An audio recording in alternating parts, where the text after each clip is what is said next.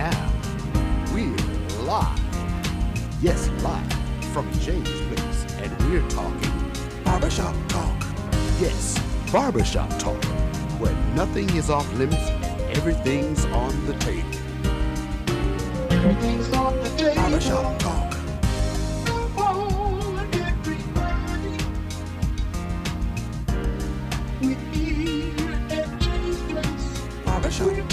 Barbershop talk. Barbershop talk. Barbershop talk. At James Place. Barbershop talk. Barbershop talk. Barbershop talk. Barbershop talk. Barbershop talk. At James Place. Barbershop talk.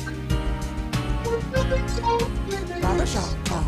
Barbershop talk. Barbershop talk. Barbershop talk. Barbershop talk. Barbershop talk. At James Place. Barbershop talk. Everything's on the table.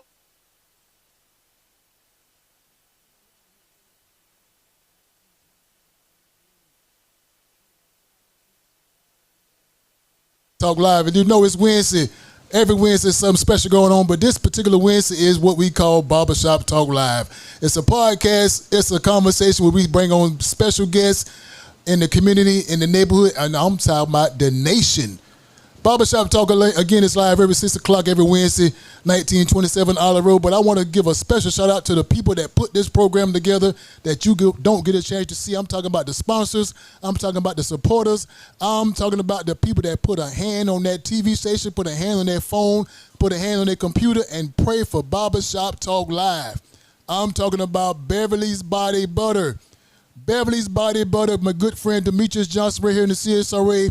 She has a product that is sweeping the CSRA. I'm talking about Whip Senate Shea Butter, Beverly Body Butter. Demetrius Johnson has a product that is Whip Senate Shea Butter in mango, peach, mint, tropical paradise, island paradise. I'm talking about a price is right. Give her a call at 706-564-5335. Again, that's 706-564-5335. Hit up on TikTok, Instagram, Melon Queen 1976. I'm telling you, if you don't have this product on your nightstand, in your medicine cabinet, or in your house, shame on you. Get this product. The price is right. Demetrius Johnson, Beverly's Body Butter. Also, my good friend Natanya Tillman.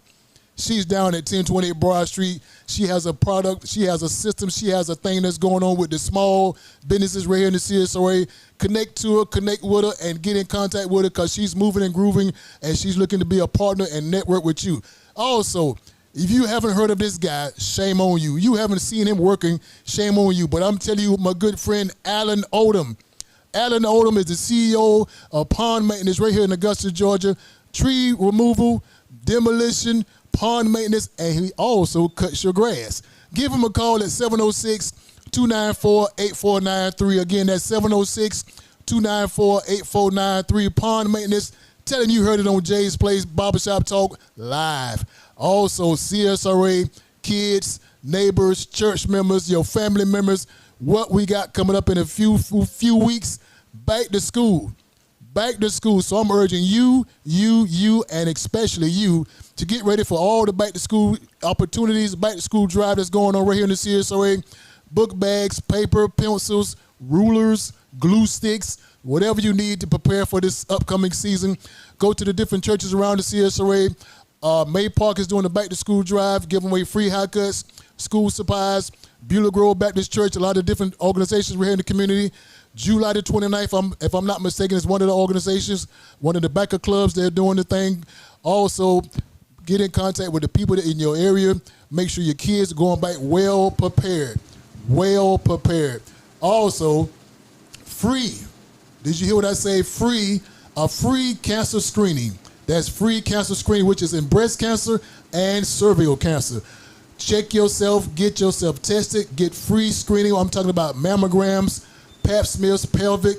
Get yourself tested because the prevention will save your lives. My good friend Lisa Ann Wheeler down at the Department of Public Health, you can give her a call at 706-513-1033. Again, that's 706-513-1033. Miss Lisa Ann Wheeler at Department of Public Health. Get screened, get tested, know your status. CS. John, don't forget to talk about the Biker Alliance now. Yes, I'm But sorry. the I Biker forgot. Alliance coming July the 29th. The Biker Alliance also is doing something big right here in the CSRA. They'll give away much needed school supplies from paper to pencils, scratch paper, even coloring. Coloring, I'm talking about coloring sticks. So the Biker Alliance is doing something big right here in the CSRA. Get in contact with those fellas, get in contact with those ladies. You will get all the things that's necessary for your child to be successful back into the school as the school year comes back around. CSRA, as you know, the day is Wednesday. The day is Wednesday. What we do on Wednesday, we have a conversation. We have a conversation with our guest. This week's guest is none other than the CEO, the head honcho, the man in charge of what I always recommend, pond maintenance. My good friend Alan Odom. What's up, Alan? Hey. What's going on, man? You good? Yep. How are you? I'm great, man. Listen, now, I don't know if you had a chance to watch Barbershop Talk Live, but each and every time I come on to this live broadcast, I make sure each and every one of our audience, our members, our listeners, our supporters know about pond maintenance. So now they heard about pond maintenance. Now they get a chance to see pond maintenance. Yeah. Pond maintenance. Listen, I'm telling you, for the 50, I think I got about 52 members out here in the audience. I want y'all to give a standing ovation, a hand clap to the man himself, Alan Odom, pond maintenance. I'm telling you, it's my honor to have you sitting in Barbershop Talk Live. Yeah. I'm talking about to grace me with your presence. Yeah. And I appreciate it. No, I appreciate it. So, seriously, this is the man I've been fussing and cussing and telling you about to get his service, get the trees cut down, get the pond maintained, get the lands. I'm talking about this is the guy. This is the guy. Pond maintenance. Not only the guy, but it's Alan Odom. Been knowing this guy for a long time, and I'm telling you, it's been a great relationship. We've been dealing with each other for many, many years. Yeah. But now, all that being said, Alan, all of that being said, I know who you is. And I don't know if that's correct grammar or not, but I know who you is. That's right. But the people don't know who you are. So I want you to look into this camera, Alan, and tell the 52 people that's in the audience, and it's Alan Odom. The same person I was the last time I was on the show. Alan Odom, graduated from Payne College, went to high school here, graduated from Josie High School, and I live locally here, and I've got a business that I run locally here. So that's who I am. Okay, all right. Well, that was a lot in that 10-second introduction you gave us. Yeah. Yeah. We got it all. But now, you say you from Augusta? Yeah. From Augusta, born and raised. Born and raised. Now, for the many that don't know, when you say born and raised, where did you reside at right here in Augusta? I was born in Harrisburg. Grew up there till we moved uptown, up around Valley Park. Lived there till I went off to college. A couple of years, came back, went to Payne. Left again, went to the Marine Corps, came back. Now I've been in South Augusta for about 20 years now. Okay, all right. I've been here pretty much, other than college and the Marine Corps. I've been in Augusta. Okay, so how long did you serve the country? 6 years. Is it 6 years? Yeah. Okay. Now, some people will say, we appreciate your service. Yeah. And I'm going to say, I appreciate your service also. I appreciate it. Okay. Now, Alan, I want to switch the gears a little bit because I'm going to come back. I'm going to just bounce around. You don't mind if I bounce around, do you? No. Okay, so we're going to do a little bounce. Do what you want to do. We're going to bounce around. So I heard earlier that you did go to Payne College. Yeah. And I'm assuming. With you. With me. That's yes, right. yeah. With you. Now you said all what you said when you say that you was from Augusta. Yeah. You born and raised right here in Harrisburg, and you grew up. You know all the people. Everybody know you. But I don't know if you know, but the people know. The people always know when I get onto this broadcast. But I don't know if you know where I'm from. I'm from a big little town called Waycross, Georgia. Yeah. I love my hometown. So, hey, Waycross, Georgia. So I just had to put that in. I got to give my city a plug. I got to plug my hometown. Hey, Waycross, Georgia. But listen, when you told me that you went to Payne College. Yeah. Now, that's kind of strange by you telling me you went to Payne College. And the reason why I say that's strange because you went to Payne College, to my understanding, is an HBCU. Yes. You know, historical black college. Uh-huh. It's a historical black college. Yeah, white people go there too. But you ain't black. Yeah. So I'm looking Last at you. time I checked. So I remember the day I saw you, Alan, and I remember we were gonna bounce around, and I got to let the people know because sometimes the people want to know what I'm talking about. So from when I first met you at Payne College, it was a bittersweet meeting, bittersweet. Yep. Because when I saw you walking around the campus, I really thought you was a custodian worker.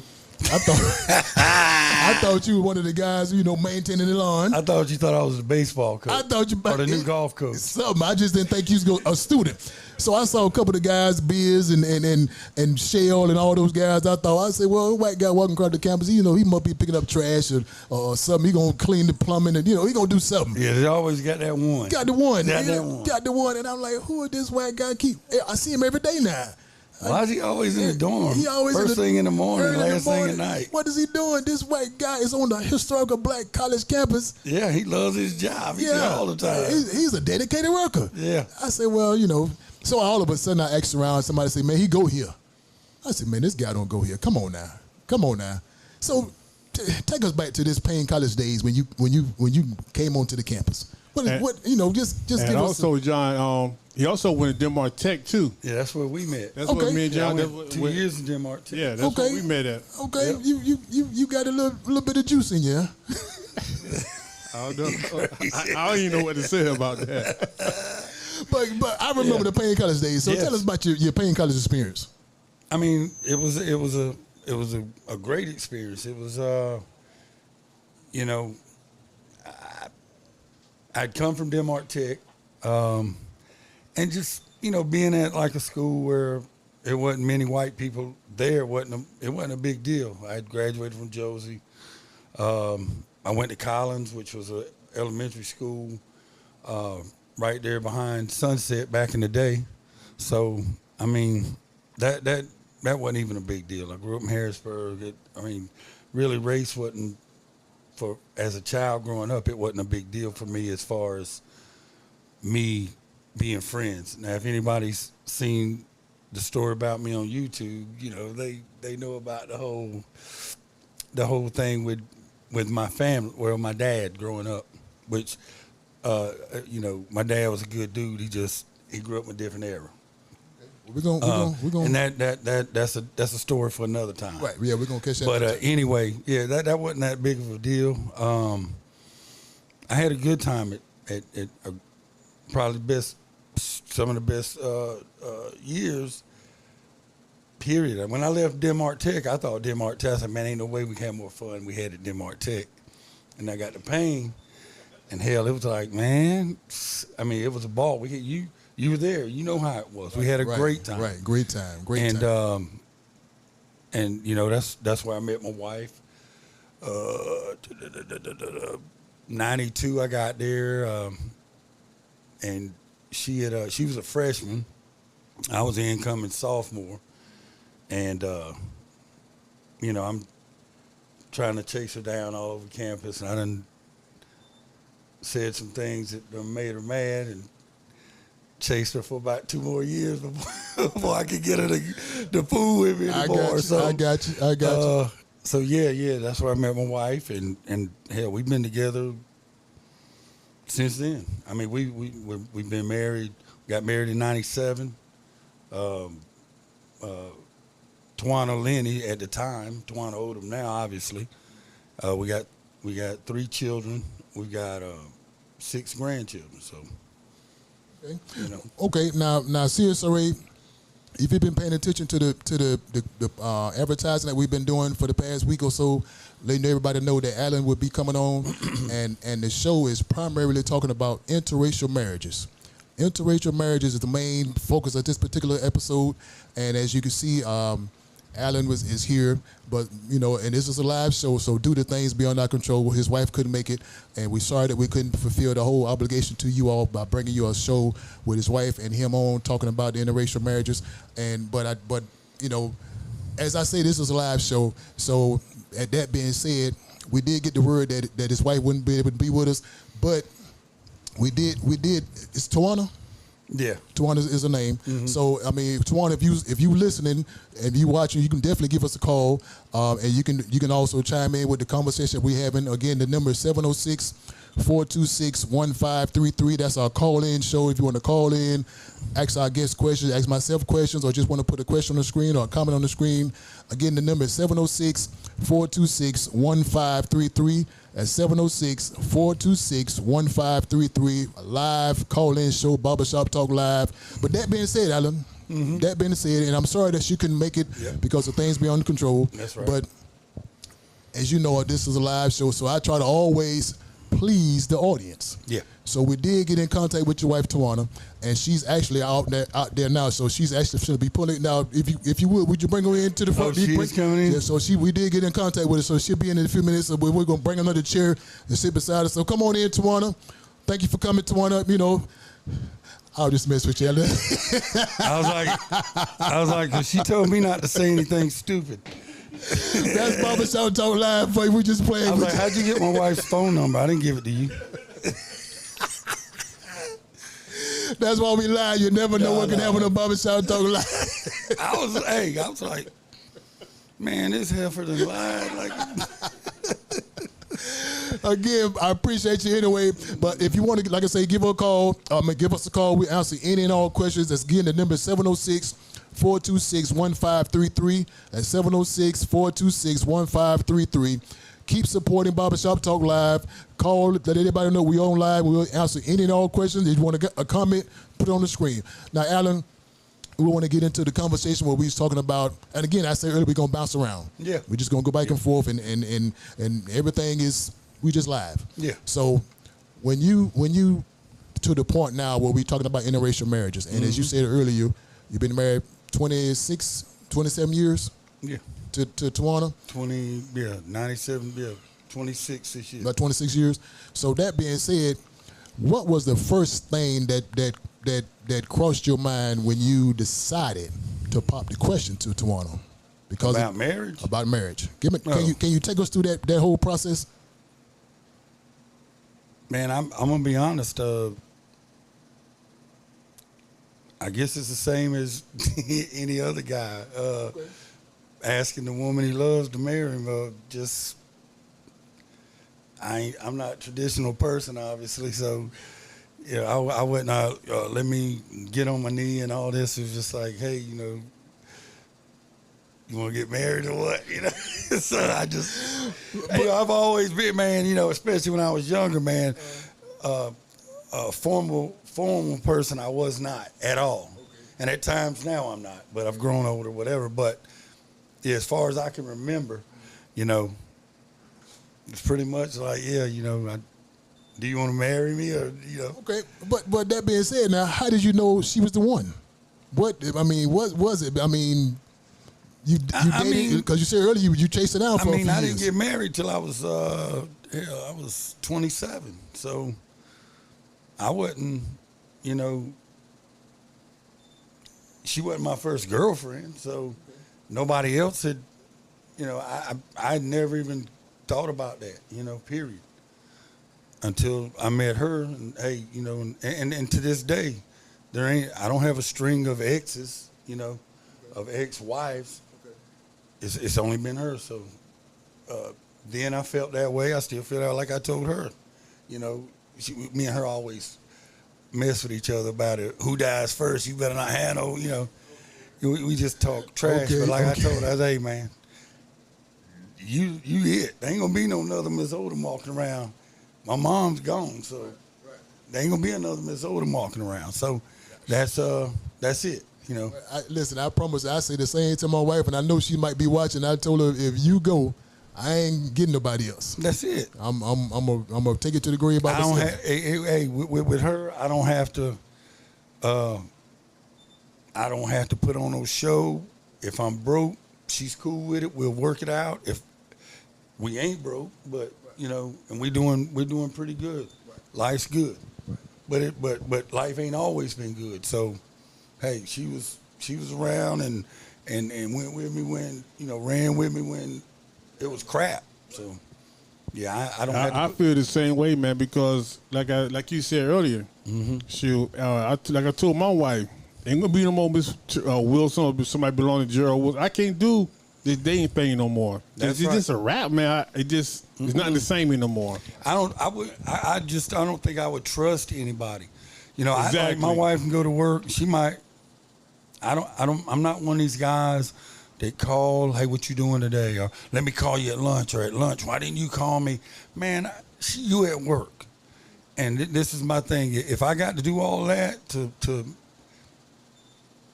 then I don't need you, you know. And so, yeah, I couldn't trust nobody like I trust her. You know what I mean? I just, nah, my kids are with her, and I don't have to worry about no baby daddies and all that crap. And it was designed that way. I had made up my mind, you know. There's a lot of men, and they're special. There's special men that can do that. I can't do it. I know I'm not built like that. So it was designed that I got a woman who don't have a child with another dude.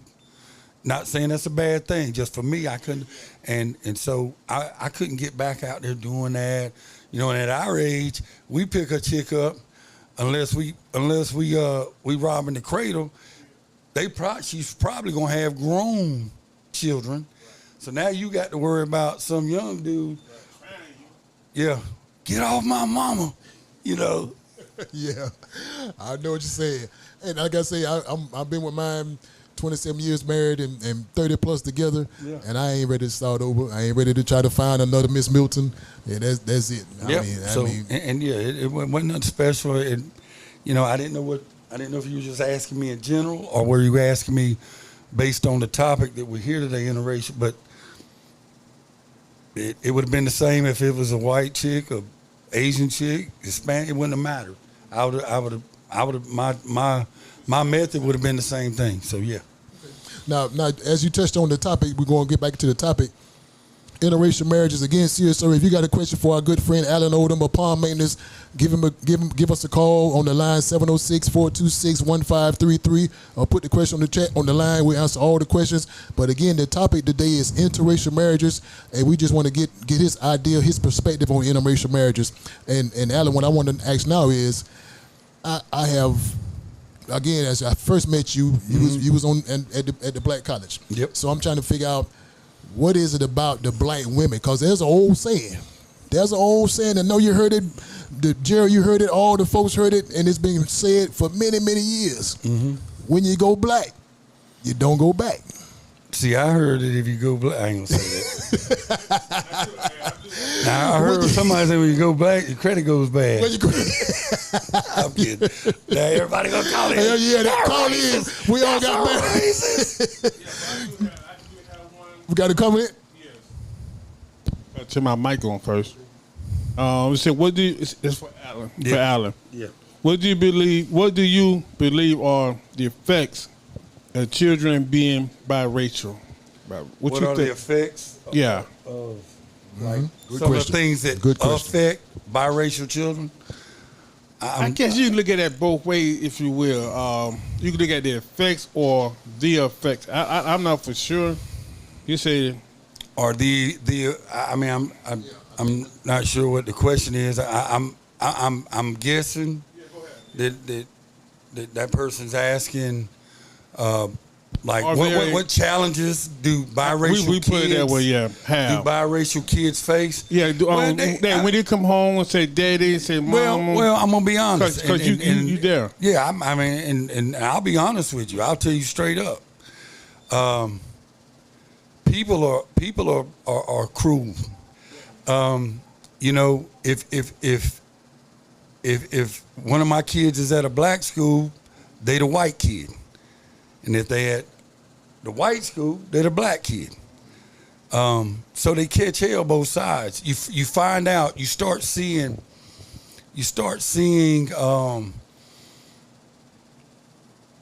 prejudices from both sides. You know, you're gonna always, I ain't this, I ain't, but it always comes out. You know, now that ain't a blanket statement about everybody black, everybody white, but it's just the one or two, that few, that 10%, and they're gonna make themselves known, and they think they're safe. they can say what they want to because hey, you know that's just how it is. So yeah, my kids have told me stuff about that. And it's just life. It's just life, and I teach them how to deal with it. The same way I would deal with it. You meet force with force. I mean, they try to hurt your feelings. I'm just not a turner of the cheek. And if you meet my kids, they not like that either. They don't. They gonna give you what you give them.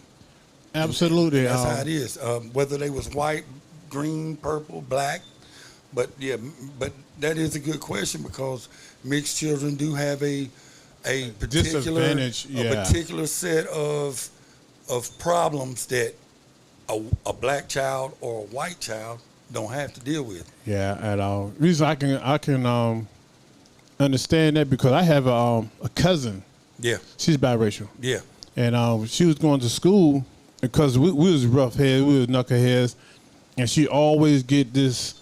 You think you're all there because you got good hair, or the white kids might say, you're not, you one of them. Yeah. So that's very hard, and that's cruel, man. These kids are very cruel, man. They are. And the sad thing about it, I see it because I was telling my daughter the other day at my son's football practice. Mm-hmm. I say racism and bigotry is basically taught. The reason why I said that because I'm looking at these kids on the football field. All these boys on the football field lined up in their position. Black and white kids. You know what they was doing? Talking, playing, having a good time. What we was doing on the sideline? Us grown folks. White folks sitting over there, black folks sitting over here. I told my daughter, I said, look around. I said, what we doing? We ain't showing no good example. It's the same way. Yeah. And this is a stretch, but you go to a prison system. Exactly. Everybody congregates and clicks up most of the time based on what they look race. Same way in the military. Same way in the military sometimes until everybody gets to know each other. All us get off the bus, and hey, you got 10 minutes before we got to go. Y'all just hang out right here. You'll just start seeing, and I guess that's human nature. You are drawn to what looks like you because you think y'all got something in common. Yes, that's what and that's human nature, and it really ain't nothing wrong with it. What's wrong with it is when you think that is you think that your corner of the world is everything. Bingo. Because exactly. That is when you get out into the real world and find out your little corner is nothing by itself. We need everybody makes the world go round. So exactly. And that's how I take those situations. Like, people are going to do that because that's human nature. And one thing about all three of us went to school. We went to college. Yep. For people that don't go to college, I'm saying black and white that don't go to college, they have no social life. So one thing they know is where they came from the house. That's right. When you go have a social life and go to college and learn there's another race or there's another human being just like you but different color, and you match up with them, y'all start talking, now you socialize with that person, then you got a different outlook of life. Yep. But when you stuck in a bubble, that's crap right there. When you're stuck in a bubble, and I did a radio show a couple years ago, and it was on racism and not to change the topic, John. I'm sorry. We're good. But real quick, if you keep people like you said in a bubble or separated, it's easy to keep them at each other's throat because you never let them. You could say, oh, them jokers over there, they this and that, not all the bad. And then over here they say, no, they didn't, all the bad, right? And you think that because it's pounding in your head, that's all you know, and you've never talked to them, so they must be like that. And where we mess that whole thing up is when a couple of us walk across the track and mix with each and mingle and talk with each other and find out, man, hell, John's just like I am. He wants a family. He wants a nice house, something good to drive. He wants to be able to go to the beach when he wants to. He wants a good job. He wants the same stuff that I want. Our skin looks different. Culturally, we may have some differences, but at the same time, we're still men. And we do, my bad, man, but we do. We lie. We are. But we do. We generally, as Americans, American men, we strive for the same stuff, and that's why when like I told on that show, you could put people that's heard me talk have heard me say the same thing 100 times, but it's true. You could take 100 men, black and white, 50 black, 50 white, and tell them write down what they want out of life. What do you want out of your life? Crumble it up. Don't put your name. Don't say what color you are, nothing. Put it in a hat and pull them out. And I guarantee you can't tell whether a white dude or a black dude wrote that, because we want the same stuff in life. We're men. We're men. We're 90% the same. We think the same way because we're men. We about 10% of the way we think, in my opinion, and this ain't no scientific study I've done. This is just my thoughts. I would say 10-15% we might think different, and usually that's on politics or some crap like that. Yeah, religion, politics, but we usually can work through those differences. Or at best, we just agree to disagree about that thing, and we don't talk about that. So let me ask you, let's go back to the topic at hand. Interracial marriage. Mm-hmm. Now, first of all, let me get your definition of a marriage. So when you hear the word marriage, what that bring out? What you think about the word marriage? That's a simple question. It's a commitment. It's a commitment. You're saying that I am committing pretty much, and not to sound corny, but you can kind of commit in your life to this person. It don't always work out, but most of the time it's because we men, we usually mess that up. It's usually the men that mess it up most of the time. Okay. But it's a commitment and to that other person that I got you under best circumstances and worst circumstances, Okay. I definitely understand that definition, but what I want to do now, I want to take a quick pause, a quick intermission. Yeah. I want to introduce the CSRE world to my good friend, Miss Tara Cleet, if I say the name correctly. Tara Cleet, she has an upcoming album, CSRA. This girl is all over the CSRA, sweeping the concerts, sweeping the stages with her singing voice. Tabernacle Baptist Church, she's always on the scene with different conferences, different things she's hosting and singing. So for now, I want to put your attention on to my good friend, Miss Tara Cleet. Great song. When you hear this song, get back on the radio, get back on the TV, order this song, order this album right now. Let's tune in, put our eyes and ears on Miss Tara Cleet.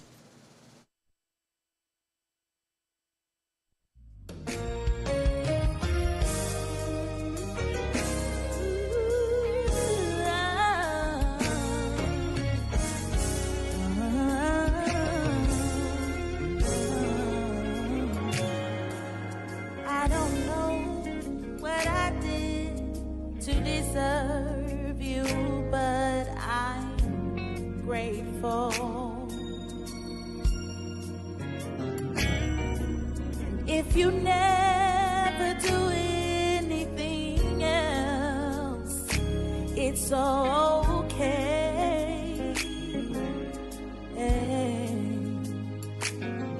Lord, I love the way you love me.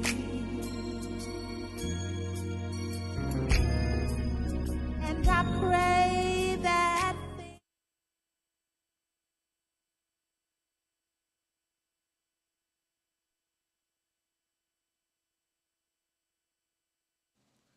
That's my good friend, Miss Tara Cleet. I'm telling you, this girl is sweeping the nation, sweeping the CSRA. That song is, if you haven't done enough, you already done enough. So CSRA, YouTube, Instagram, Facebook her. Spotify, whatever you need to do to get this album in your Rolodex, get it in your CP3 player, your iPod, whatever you got. Support their supporter, Miss Tara Cleet. Great singer, great person to be around. Book on your show, book on your concert. You will not be disappointed. Again, Tara is on fire. Thank you again, Tara. Keep doing what you're doing. God bless you. Barbershop Talk Live, love you, and we'll see you soon. So support this album, support this single, and get it. Alan, you good? Yeah, I'm good. All right, so I heard just a few minutes before we went to intermission, you was talking about the definition of marriage. Yeah. So for the ones that didn't hear it, can you repeat again the definition in your mind of what is a marriage? Just like I said, a commitment that to one another, that you have you have each other's back, good or bad. Okay, and that's pretty much what I consider to be a good marriage because, as they say in those vows, for better or worse, sick or poor, health, whatever, you committed to that person no matter what. And as you know, when you said earlier, when you didn't have nothing, Tawana was still there. That's right. When I don't have, my wife was still there. Yep. So I understand that commitment. And a lot of times, the commitment ain't just words. Yep. It's action. And that's what I tell a person about the word love. When you tell me you love me, don't just say it. You better show it. Because love is an action word. You got to show action when you say love. So I need to see some action. I don't need to see no fancy pretty words. Give me these pretty nice little cards and all that kind of stuff. That's all it is. Love without action is just, words without action is just, it's just words. It's just words. That's all it is. I need to see some action behind your words. So give me some action to show me that you love me. So Alan, now let me go back a little further. When you and Tawana made the decision to be boyfriend, girlfriend, yeah, I'm talking about, you say this gonna be my lady, she gonna be we gonna be committed to this boyfriend girlfriend relationship. Now I'm gonna tell you what happened when I met my wife and we became boyfriend girlfriend. I was kind of didn't know what to happen. Didn't know what was gonna happen when I decided to take her home to meet my grandmama, meet my mom, meet all my folks. But as we was riding down the road, I said, well, we gonna be all right. Everybody, they love me. We gonna be fine. Yeah. So we got down there, met my grandmama. My grandmama said all kind of stuff. Everybody laughing and having fun. So it turned out to be good. Great relationship to that day and to this day. We had a great relationship. My wife, her in-laws, her folks, my in-laws, everybody. So now I'm coming to you. When you brought Tawana home, yeah, and told your mom, your dad, everybody, this is my girlfriend. Now, how many times did they look funny? Did they have to go outside and have a conversation that what you just brought in the house? I mean, just give us that particular introduction of how you introduced your people to this girl that is a whole different race, whole different color. It had to be kind of awkward for you thought about it. Well, me and her, like, she wasn't the first, I'll just put non-white chick that I had ever dated, so it wasn't even a shock as far as that was concerned. They just didn't know her, so it was just a getting to know period. Who is this person? And she's not the only. Excuse me. She's not the only black person married into my family. So it wasn't. Like I said, it was the color thing. Wasn't even a shock. It kind of okay. Somebody else black in the family. It wasn't nobody cared. Nobody really cared. Right. So if you see a picture of my family, especially my siblings, excuse me. But if you see a picture of our family, it's a salad bowl. Yeah, it definitely is. My mom passed away last year. We took a big picture at the cemetery, and I was looking at it. Now this is a white lady that died, but hell, I was like, it's just many black people in the picture, isn't it? You wouldn't know what color the person. Yeah, you wouldn't know by looking at that picture. Like, well, hell, what color is the person that died? Right. But, and that's cool because and that don't make us, a utopia or that we sing kumbaya.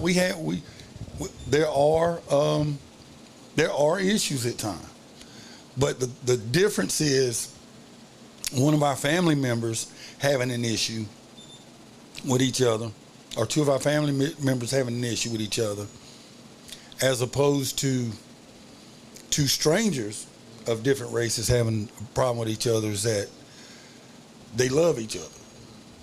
And you can't just say F you, and y'all walked in a different direction. Right.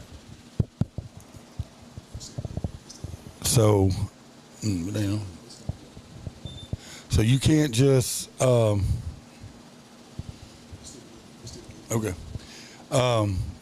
You can't just do that. So we got to find ways to work it out. There's never any name calling, because we make sure we respect each other at a minimum. That, and most of the time, like me, I'm not gonna say nothing to my brother-in-law. It's never gonna be anything racial, because my kids are half black and his kids are half white. So you're gonna insult, and your wife's white and my wife's black. So it can't. Anytime we have a disagreement, it's strictly on things of substance, not trivial crap like race. And I do look at that. Some people get bent out of shape about things, and I just, there's a way around. If we talk, we're good. It's when we don't talk to each other that things get out of hand. But as far as in my family, now we usually, I just come off the top of my head, I don't remember any time that we ever had a difference based on race, and that's the honest truth. Now, what I'm thinking about is I hear you saying this conversation, the race. Now, everybody know you and Twan have been together 20 plus years, 27 years. 26 years. So we know that, and we know that here in this confines. When I say this confines, I mean this area, this CSRA area. Yeah. Now, what happens going out of the CSRA? You go into a town that don't know you. I mean, is there any built up anger because somebody might say something to your wife or something to you? What you doing with that girl in your car, or what So all that in the confines of a racial marriage, you got to deal with all those type of things that's going on. So is that something that you deal with before? Man, I'm gonna be honest. I carry myself in a manner, and I try to have a certain way I look that you probably don't want to ask me that. I've never had nobody question why I was with my wife, ever. Now, somebody may have asked her, and I dealt with that, but I've never had anybody come up to me and ask me, and we've been everywhere. We just came back from Detroit a couple of weeks ago. We was downtown Detroit, Greektown, everywhere. Nobody ever asked me that. They just, and like I said, I'm not trying to act like a tough guy, but I do carry myself to where that ain't gonna work out good. Okay. CSRA, again, if you have a question for our special guest, Mr. Alan Odom, Pond Maintenance, please, ma'am, please, sir, put the question on the screen. You want to call in and ask the question. The number is 706-426-1533. Again, that's 706-426-1533. A live call-in show to our special guest, Alan Odom. Or you have a question for myself, I'll answer any and all questions. No question is off limit. Do we have a question from the audience? No, it's just me. I want to elaborate what Adam was saying about people. See, people is different. The times is different now, and I can see where Alan coming from when he said people not asking him or asking his wife, "Why you dating this guy? Or why you dating this race?" If you will, because times has changed. Now, back in the '60s or the '50s, that would have came up immediately. But times has changed. It's like, I'm a DJ. Music has changed. Got to adapt to it. The times has changed. People are dating in and out of their race. Yeah. It is what it is, and respect it, and it's just the way it is now. That's why people respect your what you choose to do. Yeah. And I just think, man, I don't even. I mean, this is a good topic because we're talking about it, and people, and I don't shy away from any question I get. Yeah. You know, like I have white guys, like my buddies, white dudes most of the time. It's funny because they if they think they're interested in a black chick, they gonna call me, hey man, you and Twana will go out with me and this chick I just met. Why you calling me, man? You already know. Yeah, I'm like, why you calling me? You know, and it's like, dude, it's a black chick. I said, it don't matter, man. I said, you talk to Tawana? Yeah. You around her all the time. I'm like, man, look, black chicks, white chicks, it ain't gonna matter. They want to be treated, all of, like I just said about us as white and black men, white chicks, black, they have different, they have some cultural differences, but they want to be treated nice. They want to be, they want to be taken care of and respected, and all the things. I don't know a woman that don't want. I don't care what she looks like. I don't know a woman that don't want that. Be respected. That's it. So, man, look, it ain't no way to talk to a black woman as opposed to a white woman. Go up and talk to her. Be yourself. If I had any advice, like I tell the men, just be yourself. If she don't like you, I promise you, dog, it ain't cause you white. Alan, hold on now. I got to jump in. I know that was. I mean, I felt that answer, but I got to jump in with this particular statement. Okay. Now, as I said earlier, they say when you go black, you don't go back. Yeah. Now you already admitted that you have dated other races. Yeah. You dated all from east to south to west. You dated a lot of different races. So now, as we know, there's also a saying about the angry black woman. The angry black woman, she always upset about something. It started from her childhood on up to whenever. She's always been angry about something. So that being said, if you have dated a lot of different cultures of women, now you with Tawana, which is a black woman. So what is the difference between her and the other ones? Do you feel that angry black woman every now and then come up, or you just feel that just her, or is that? I think an angry black woman is just an angry woman. And she would be an angry woman no matter what color she is. Because my wife is just, she gets angry when there's a reason to be. Other than that, she's cool. I mean, she don't walk around with a chip on her shoulder or no crap like that. And I know some white chicks that they walk around with chips on they angry all the time, and they're like, what you mad about? But so it's like, see what I think that's just cliche. That's cliche. That's all that is. Well, see now, if that's cliche, it's good for. I think that's good for a dude, whether he's black or white, to label her an angry black woman, because that's a faddish thing to say, because he's done something stupid, and she's pissed off. So, you just an angry black chick, No, you ain't doing what you're supposed to do, and you're trying to divert and go in a different direction. If most of the time, you know why she's pissed. You know why she's mad. So, but I think that's just like a dumb blonde. I know some blondes that are smart. My sister's a blonde, my older sister, and she's pretty sharp. So I'm just saying it's. But see, again, as I said earlier, I know some friends that will only date white women. And the reason why they say they only date white women, because they have done with the black girls, and they say that the black girls are always fussing about something, they can't be satisfied. But the white woman, they say, well, she's so submissive, she'll do anything I want her to do, she'll go anywhere I want her to go, and she's always happy. I think it's more upbringing, more so of a racial thing. Okay. I think it's more of upbringing, man. I'm gonna say something, man, and I'm gonna tell you, I don't care. I'm telling you my opinion. I don't sugarcoat nothing.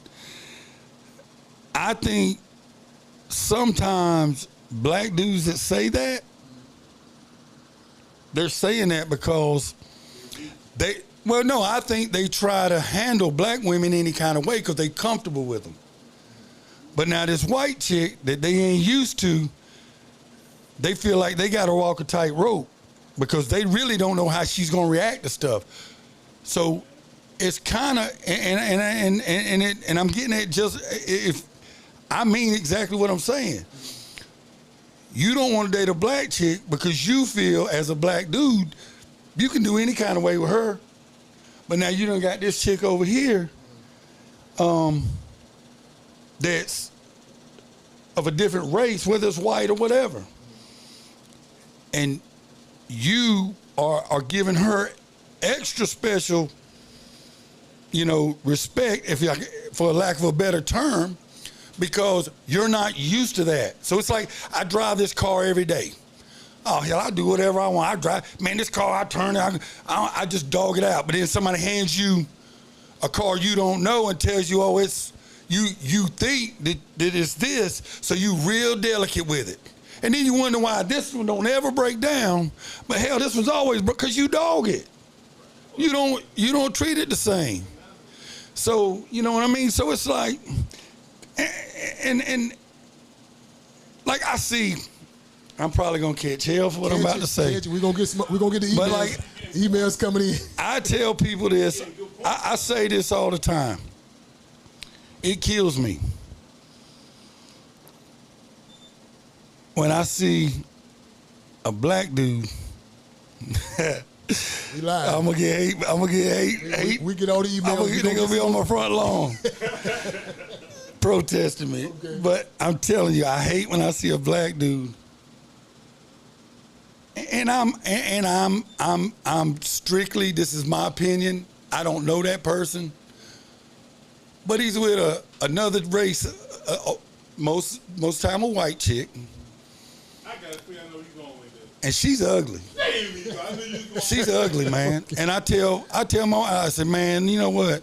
But that's true facts. So I say, man, but that's true facts. Ugly. She's just an ugly person. She a big, or she trashy. Or yeah. She's, I'm like, dude. And I ain't no sissy or nothing.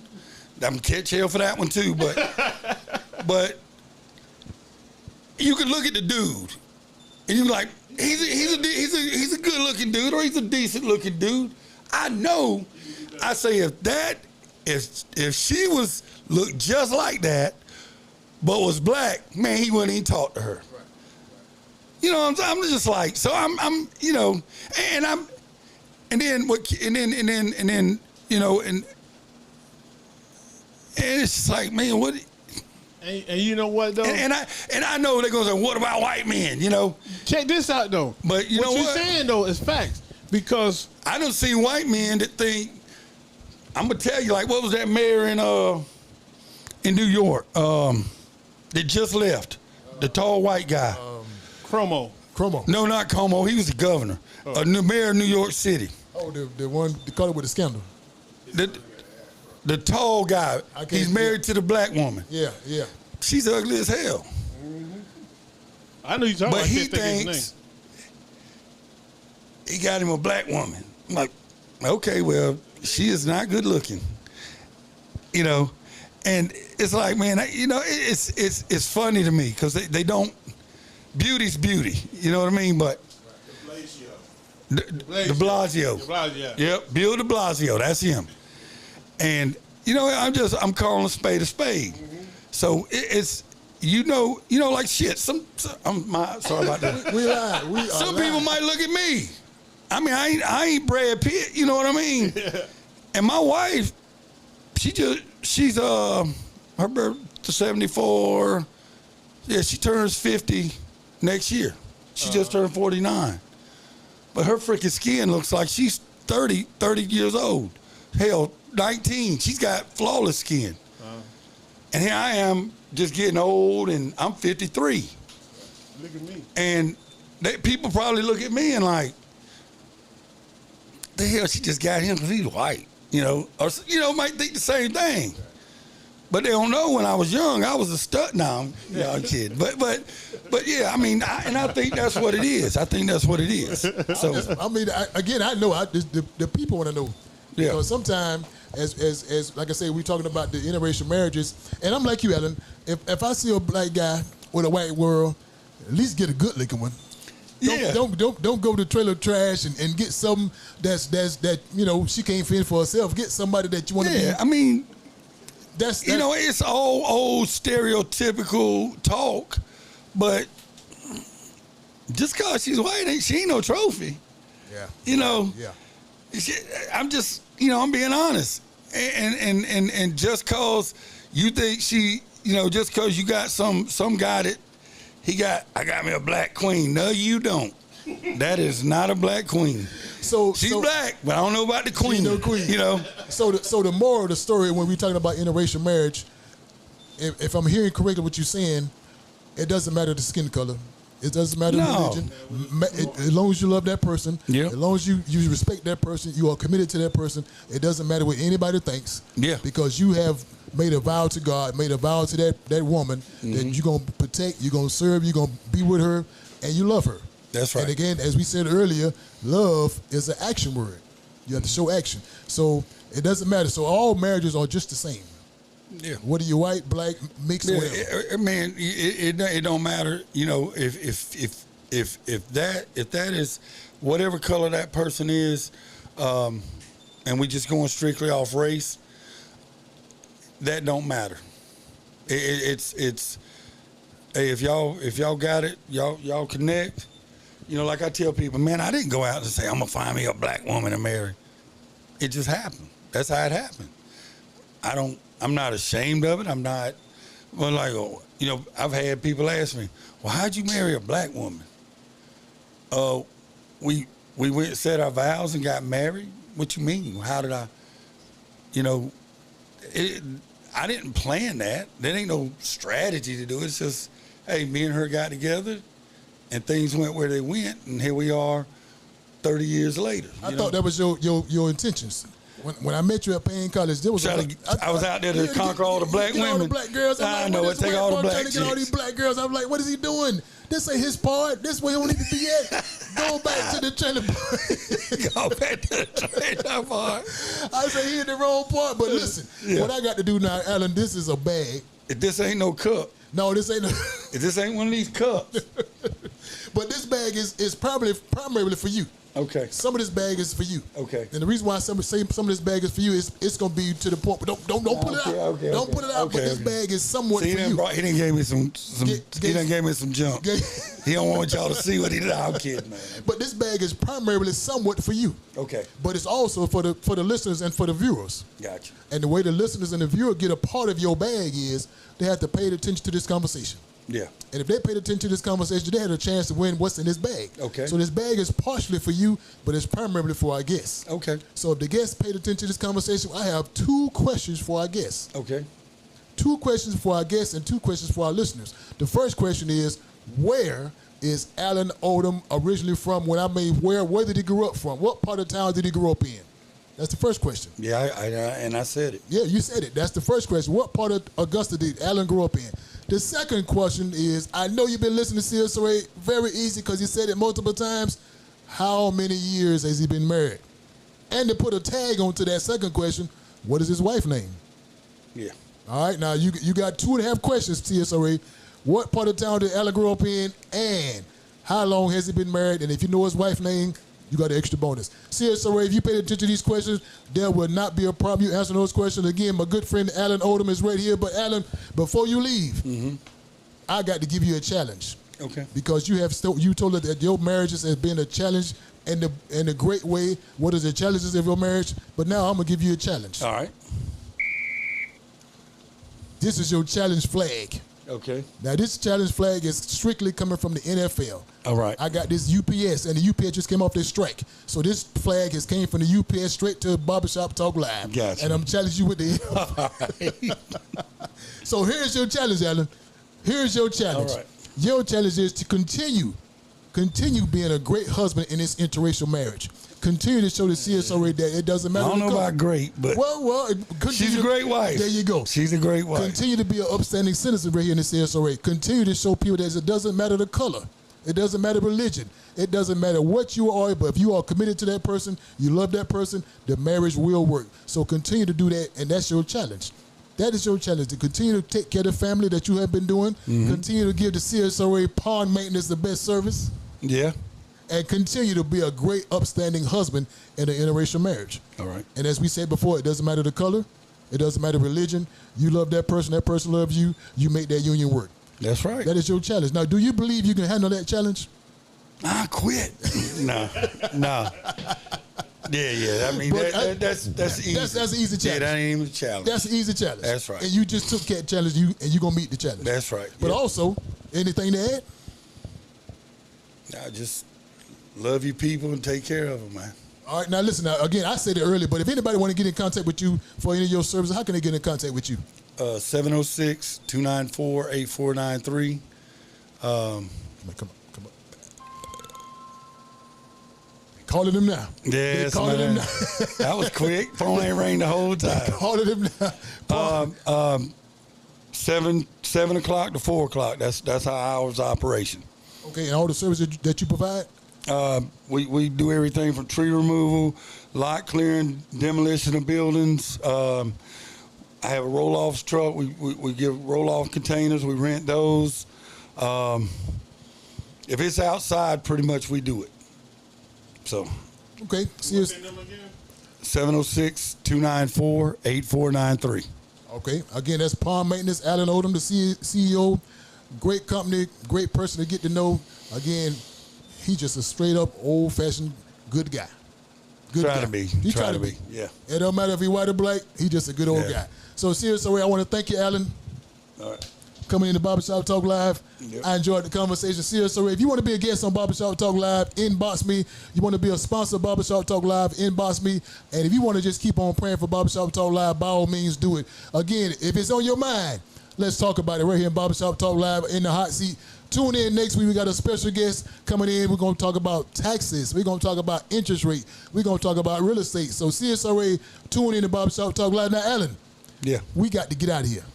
We got to leave. Yes. But as you I'm know, about to go drink some beers yo, now. get your beer on, baby. I don't have no problem. But now, as you notice, when you walked in here, you came in a certain way.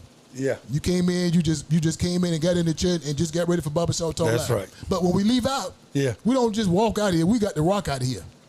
We rock out. So that being said, whatever that DJ give us, that is DJ J Will. Whatever he give us, we got to rock out when he rock out us too. And so now you ready to rock out here? I guess so. Okay, so now I want to see us already to see you rock out the way we need to rock out because now the bruh's gonna be like, what? This joker don't ever hop. So you got to rock out here. Okay, that DJ giving it to us. All right, that's really? This is racist. Y'all only playing this because I'm here today. Play that music, white boy. Let's rock out here, baby. Come on. We gotta rock out here. You like, oh, man, I ain't doing all that. Y'all got to catch me when I've had some beers, and then I'll rock out of here. We rocking out the Barbershop Talk Live. You ready for it? Give me some. We ready?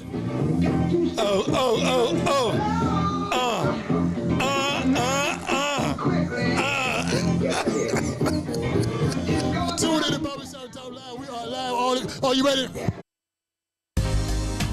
And now, we're live. Yes, live from James Place. And we're talking Barbershop Talk. Yes, Barbershop Talk, where nothing is off limits and everything's on the table. Everything's on the table. Barbershop Talk. Come on, everybody. We're here at James Place. Barbershop. We're talking Barbershop Talk. Barbershop Talk. Barbershop Talk. At James Place. Barbershop Talk. Where nothing's off limits. Barbershop Talk. Barbershop Talk. Barbershop Talk. Barbershop Talk. At James Place. Barbershop Talk. Where nothing's off limits. Barbershop Talk. Barbershop Talk. Barbershop Talk. Barbershop Talk. Barbershop Talk. Barbershop Talk. At James Place. Barbershop Talk. Everything's on the table.